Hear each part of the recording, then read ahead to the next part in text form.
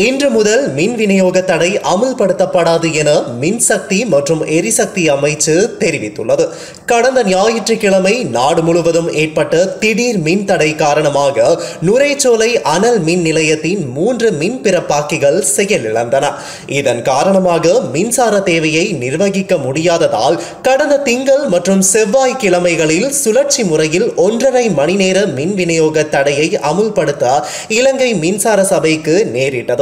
இருப்பினும் பௌர்ணமி தினம் என்பதால் நேற்று முன்தினம் மின் விநியோக தடை அமுல்படுத்தப்படவில்லை. அதே நேரம் சுழற்சி முறையில் 1 மணி நேரம் நேற்றைய தினம் மின் விநியோக தடை அமுல்படுத்தப்பட்டது.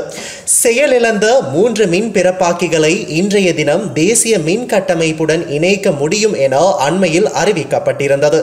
இருப்பினும் நேற்று பிற்பகல் வரை செயற்படாமல் இருந்த மின் பிறப்பாக்கிகள் மீண்டும் இயக்கப்பட்டுள்ளன. அதன்படி மின் விநியோக தடையை முடிவுக்கு கொண்டு வர முடிவு செய்யப்பட்டுள்ளதாக மின்சக்தி மற்றும் எரிசக்தி அமைச்சு தெரிவித்துள்ளது.